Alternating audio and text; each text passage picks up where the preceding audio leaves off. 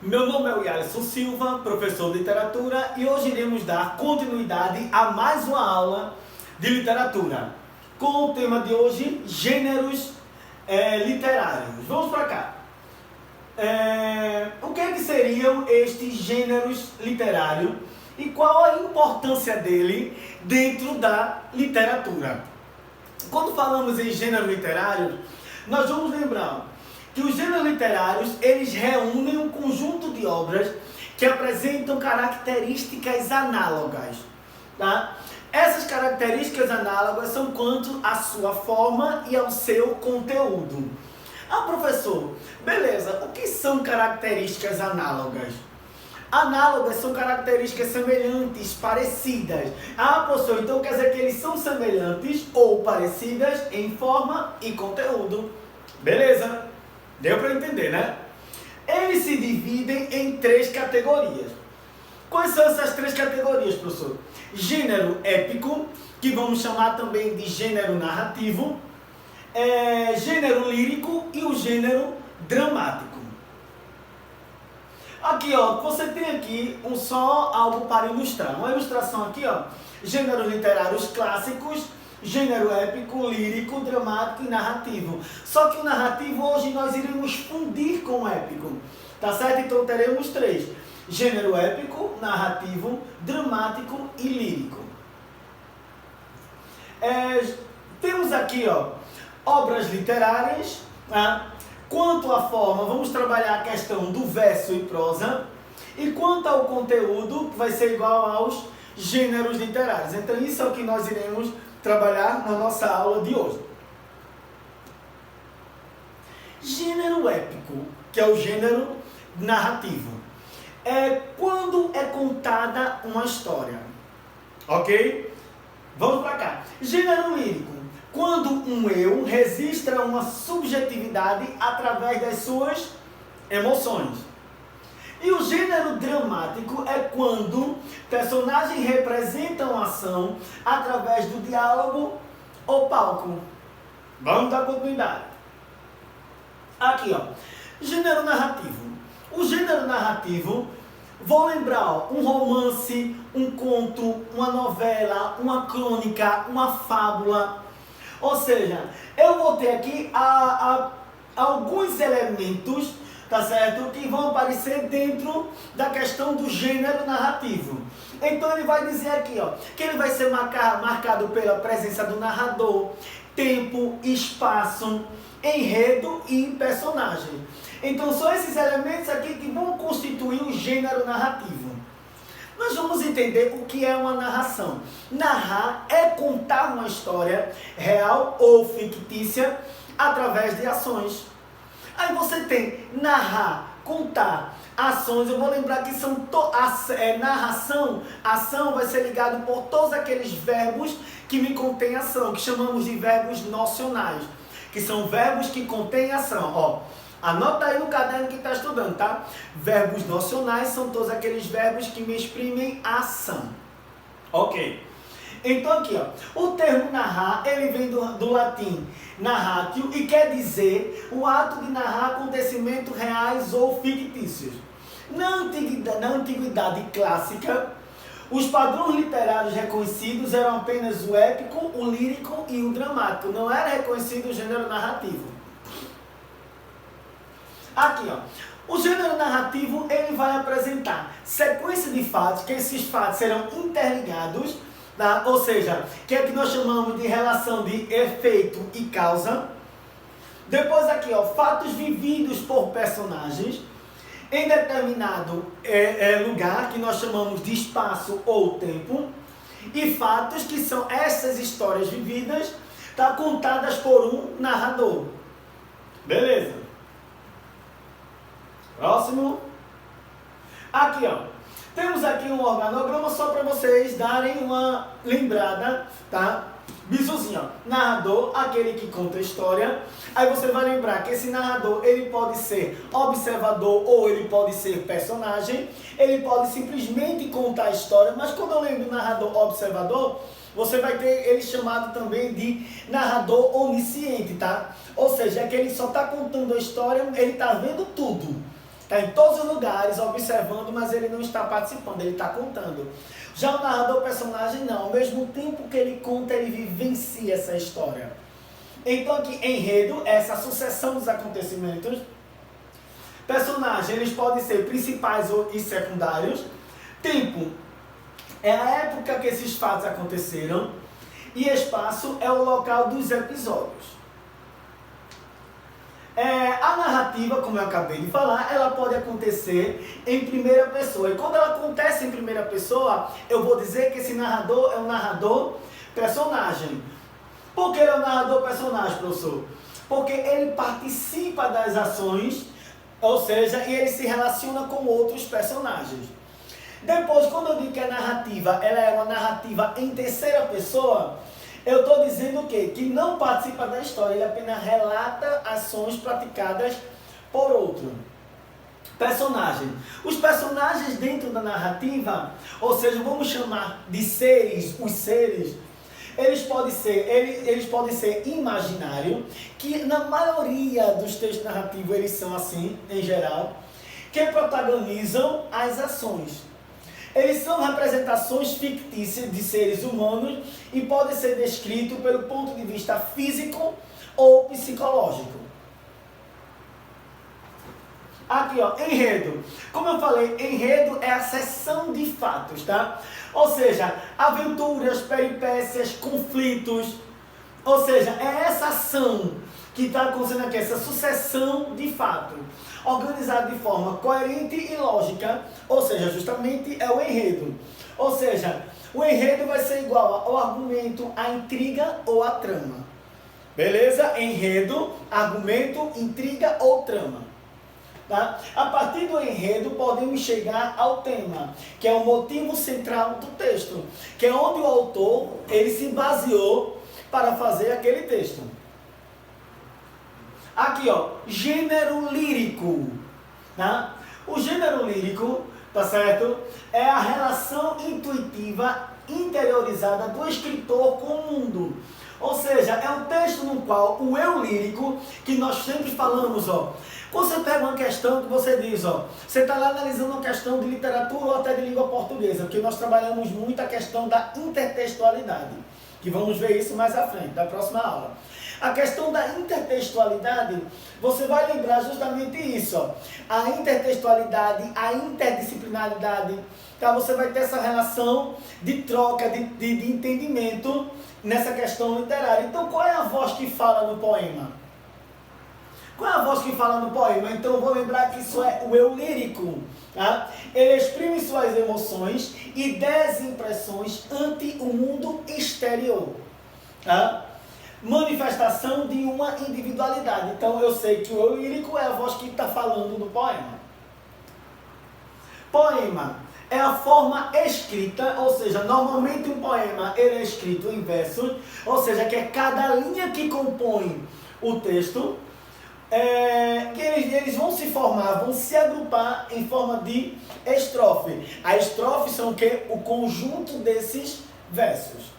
Depois aqui eu tenho poesia, ou seja, na poesia vamos trabalhar o encantamento. O que é o encantamento? É a emoção. É quando o autor do texto, ele coloca para fora aquilo que ele está sentindo. E geralmente é sobre as coisas da vida. A poesia é a musa inspiradora do poema. Aí você tem aqui, eu coloquei até um poema de Cora Carolina. Fechei os olhos e pedi um favor ao vento. Leve tudo que for desnecessário, cansada de bagagens pesadas. Daqui para frente, apenas o que couber no bolso e no coração. Então aqui você tem um poemazinho de Cora Carolina. Aqui, em resumo, o gênero lírico, eu tenho aqui, ó, forma, poesia lírica, ou seja, quase sempre feita através de verso, a predominância da subjetividade, ou seja, através do registro das emoções, daquilo que ele está sentindo naquele momento, expressa algo, o gênero lírico, e em geral expressa a visão do eu sobre o mundo e sobre o si próprio. Então você vai ter foco aí em primeira pessoa. Ok?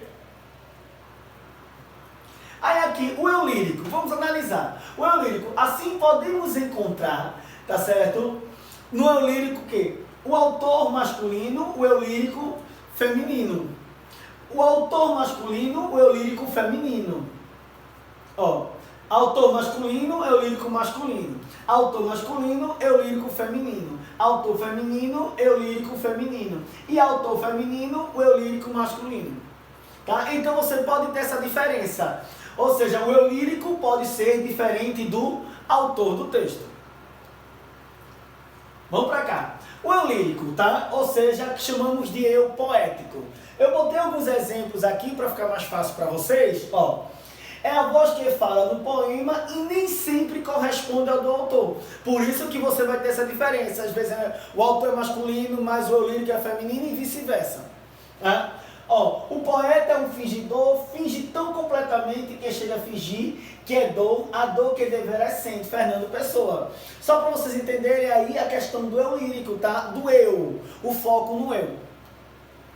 Aí aqui temos alguns exemplos de gênero lírico.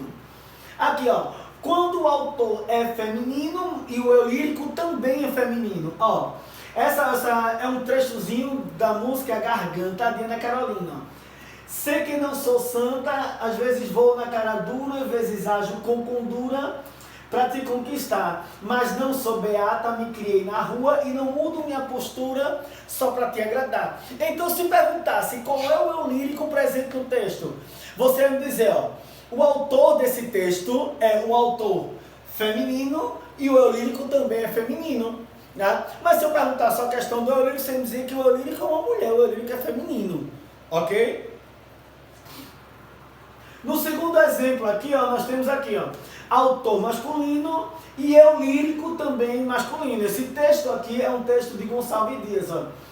Enfim te vejo, enfim posso, curvo aos teus pés, dize-te, que não cessei de querer-te, apesar de quanto sofri, muito penei, cruas ânsias dos teus olhos afastados, houveram-me acabrunhado a não lembrar-me de ti. Então você vai ler esse texto, ó, ainda uma vez a Deus. Você vai ter o autor desse texto, Gonçalves Dias, e o eu lírico também é. Então você vai ter aqui essa questão tanto do autor quanto do eu lírico masculino. Próximo exemplo, ó, eu lírico masculino. Desculpe, o autor masculino, o eu lírico feminino. Então eu vou ter aqui, ó, com açúcar, com afeto. Ó, com açúcar, com afeto, fiz seu doce predileto. Para você parar em casa, qual o que? Com seu terno mais bonito, você sai, não acredito. Quando diz que não se atrasa, você diz que é um operário, sai em busca do salário. Ó, autor masculino, o eu lírico no poema aqui é quem? Feminino. Tá? Você vai analisar pelas características da reclamação aqui, tá certo? É um texto de Chico Buarque, porém o autor masculino, mas quem fala no texto é uma mulher, é um gênero feminino. Vamos para cá.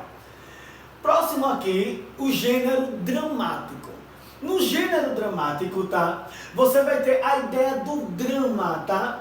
O drama que vem do verbo grego drão, ou seja, que é igual a fazer, é a ação, tá? Ou seja, drama, quando nós falamos no drama, você vai lembrar da questão do palco, do teatro. Então, o gênero dramático é o gênero do teatro, da questão do palco. Então, você vai ter aqui, é o drama do sentido literário. Configura um texto destinado à apresentação. Então, aqui, ó, para Aristóteles, ou seja, citando Aristóteles, é o gênero que realiza a imitação da realidade por meio de personagens e ação, e não pela forma narrativa. Então, ele vai trabalhar a questão dos personagens dentro desse contexto agora do drama, do dramático. E ele não vai focar agora na narração. Ó, o que caracteriza um texto dramático, tá? Vamos para cá. O que vai mostrar que um texto é dramático? Lembre-se, eu acabei de dizer a vocês que não vamos precisar dar foco aí à narrativa, tá? E sim agora aos personagens. Ou seja, geralmente ele não tem narrador. Ele não tem, porque a partir desse momento os personagens eles vão vivenciar essa ação. Tá? Predomina o discurso na segunda pessoa, ou seja, tu, vós. Pressupõe o recurso, a linguagem gestual, a sonoplastia e a luminotécnica. Então você vê que agora são recursos que são utilizados. A interdependência das partes de uma peça. Então a questão, ó, peça, teatro. Aqui, ó, o texto dramático é composto por dois tipos de texto. Texto principal e texto secundário. O texto principal é a parte ouvida pelos espectadores, constituída por, aí vamos ter, ó, monólogo, diálogo e apartes.